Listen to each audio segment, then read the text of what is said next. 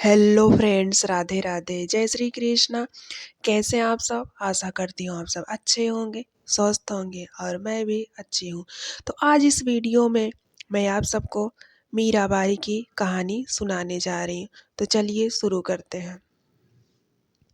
मीराबाई का जन्म 1498 के आसपास राजस्थान में मेड़ता के पास कुड़की गांव में हुआ था।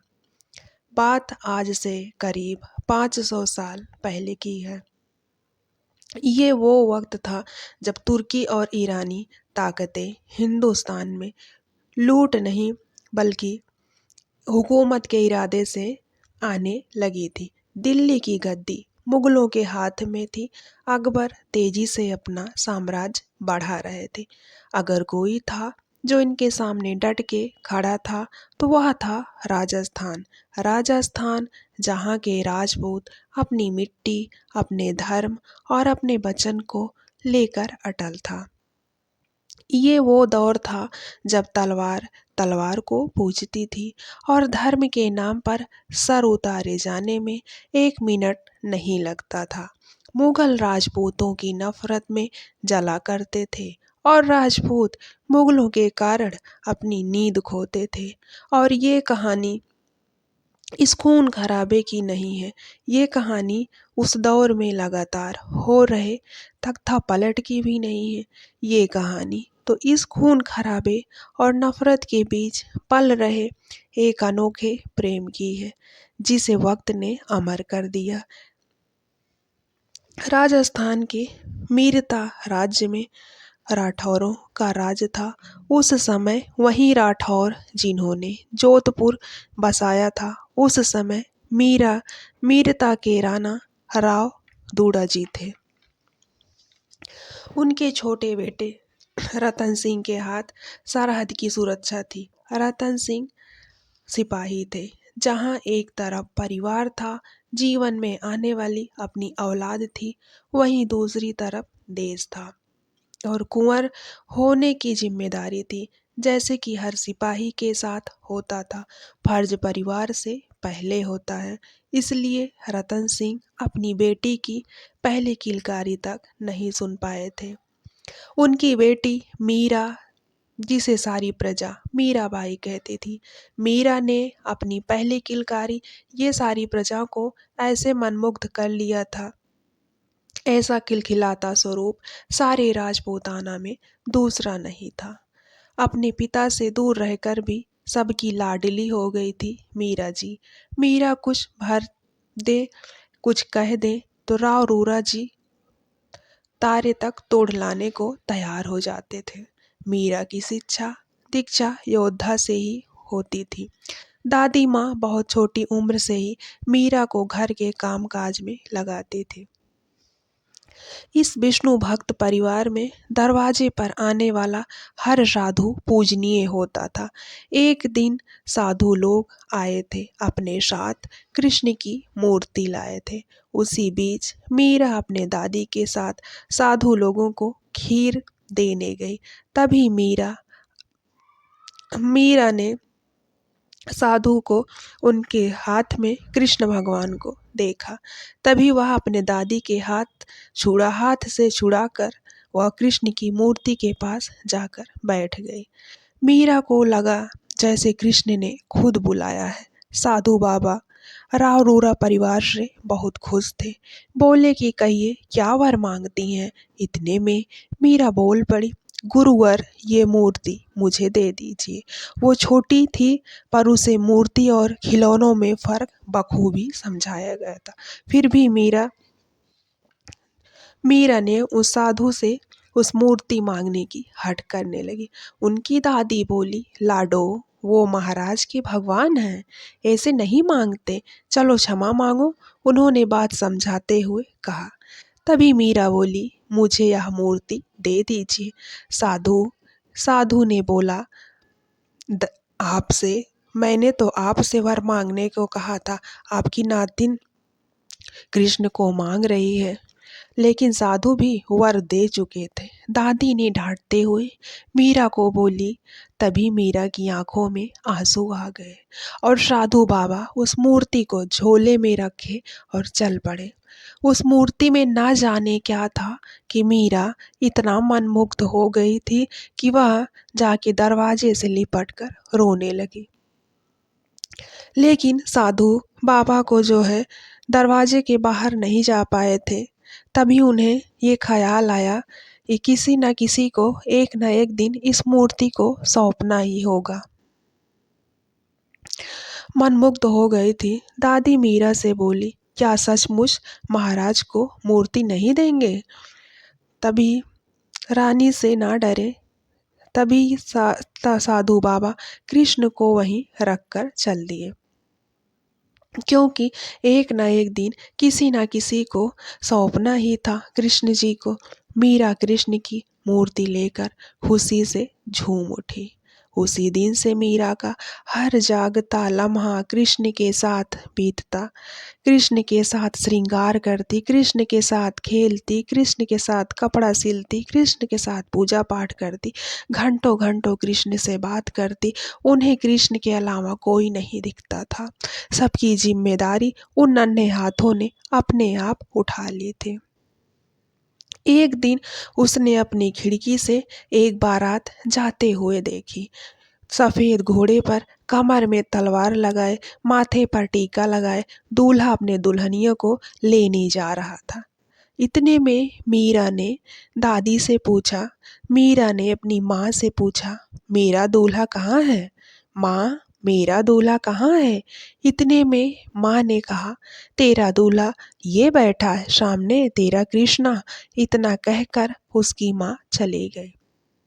लेकिन मीरा के मन में यह बात कहीं गहरी बैठ गई। मीरा 14 साल की ही थी। मीरा का उसकी कृष्णा के साथ रिश्ता गहरा होता जा रहा था। यह रिश्ता भगवान से कहीं ऊपर था। 14 साल की उम्र में मीरा ने अपने लिखे हुए भजन खुद ही गाने लगी और भजन को खुद ही लिखती और खुद ही गाने लगी। मीरा कान्हा के लिए मोर पंख लाती ताकि उनके प्रेम में कहीं कमी ना रहे। उनके कृष्ण उनके प्रेम से खुश रहे। वो कृष्ण को खुश करने के लिए हर संभव प्रयास करती, उनके साथ खेलती, उनके साथ दिन दिन भर बातें करती, घंटों घंटों भर बातें करती, दिन रात उन्हीं के साथ खेलती, उनके लिए कपड़ा सिलती, उनके लिए नए नए पगड़ी बनाती, उनके लिए ड्रेस बनाती, उनके लिए गाना गाती, कृष्ण के लिए कविता लिखती। वो दिन भर अपने कृष्ण के प्रेम में डूबी रहती थी। उस समय ब्याह की बहुत कम उम्र थी। राव रूरा के सर एक 10 साल की छोटी बच्ची की जिम्मेदारी थी, जिसने 10 साल की उम्र में अपनी माँ को खोने का दुख झेल लिया था, तो अपने दुख कृष्णा से बांटती थी।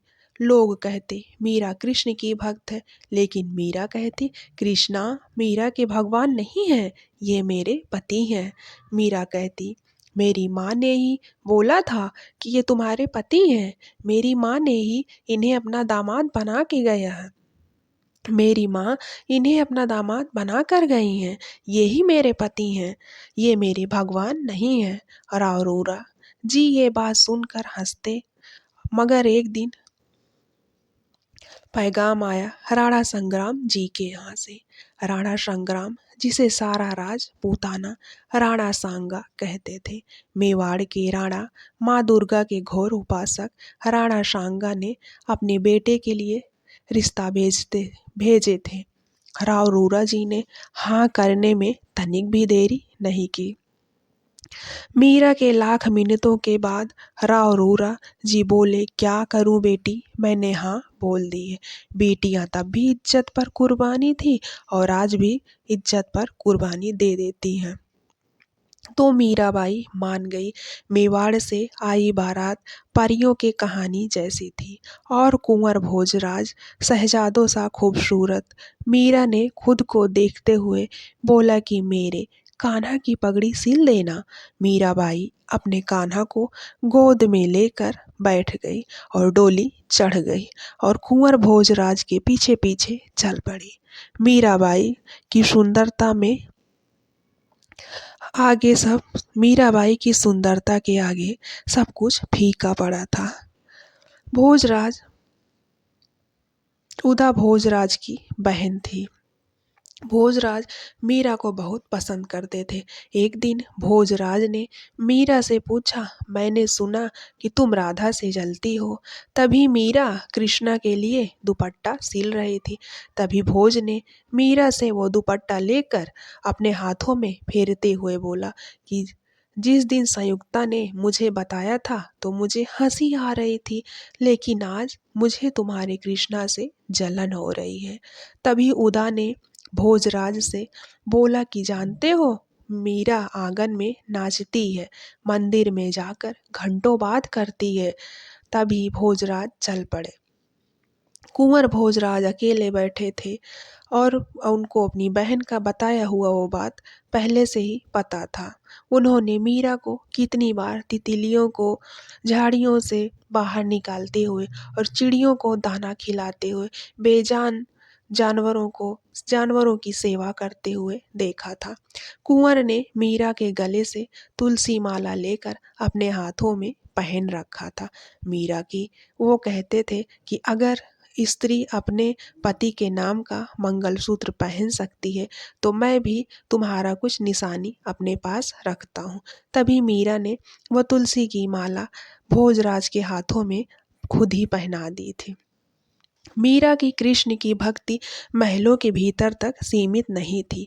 वो मीरासी जिसे दुनिया संत रैदास कहती थी, वो तक मीरा के ऊपर कविता लिखने लगा था। भोज ने सोच लिया कि अब वो मीरा को समझाएंगे और बता देंगे कि महल के अंदर ही मंदिर बनवा देंगे, वो मंदिर में ही अपना पूजा पाठ कृष्ण भक्ति करती रहे। वो घर आए, तभी घर पहुँचे ही थे कि घर में कोहराम मचा हुआ था। मीरा सादे वेश में नाच रही थी। तभी राणा जी ने भोज को डांटते हुए कहा, देखो तुम्हारी पत्नी क्या कर रही है। अकबर कृष्ण से मिलने आया था और वो देखो कृष्ण को एक माला देकर चला गया और मीरा कहती है कि अकबर ने कृष्ण को उपहार दिया है और अकबर हमारे दुश्मन है और इसने देशद्रोह का काम किया है। और देशद्रोही का दंड जानते हो क्या होता है? देशद्रोही का दंड होता है मृत्युदंड। तभी मीरा की तरफ भोजराज देखने लगे और वो मीरा के लिए कुछ भी नहीं कर सकते थे।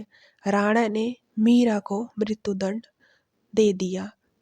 सारी प्रजा सारी प्रजा ने मीरा को मृत्युदंड देने के लिए कहने लगी कि इसने देश के प्रति गद्दारी की है, अपने दुश्मन से बातचीत की है, इसलिए मीरा को मृत्युदंड दिया जाए। तभी भोजराज ने मीरा को समझाया कि माफ़ी मांग लो या अपने कान्हा को लेकर द्वारिका चली जाओ, वरना ये लोग तुम्हें जहर देकर मार डालेंगे। तभी मीरा ने कहा, नहीं, मैं कहीं नहीं जाऊंगी। अगले दिन मीरा अपने गिटार को लेकर सभा के बीचों बीच खड़ी थी। सभा के बीच पीने के लिए विष का प्याला मीरा को दे दिया गया। मीरा ने वो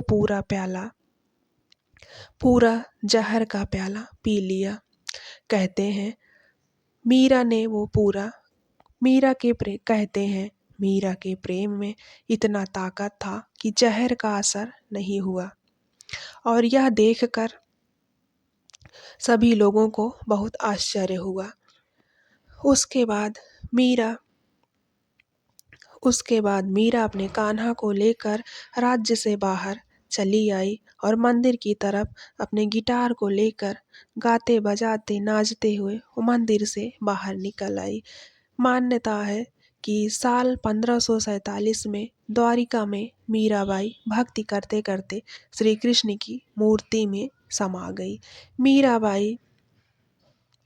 मीराबाई को प्रेम के लिए जाना जाता है। तो ये थी मीराबाई की छोटी सी कहानी, जो कि प्रेम इस दुनिया में अमर कर गई। तो मीराबाई की ये छोटी सी कहानी थी जो मैंने आप सभी लोगों को सुनाया है। पसंद आया होगा तो आप लोग एक छोटी सी लाइक कर दीजिएगा। और मीराबाई की कहानी मैंने आज उनकी पूरी कहानी मैंने आप लोगों को अपने शब्दों में सुनाया है। मीराबाई जी एक कलयुग की ऐसी भक्त थी जिनकी कहानी अमर हो गई। वे उनके बीच भक्त और भगवान का रिश्ता नहीं था। मीराबाई जी और कृष्ण के प्रति प्रेम का प्रेम था। मीराबाई कृष्ण को अपना पति मानती थी। तो ये छोटी सी कहानी थी। राधे राधे, जय श्री कृष्ण।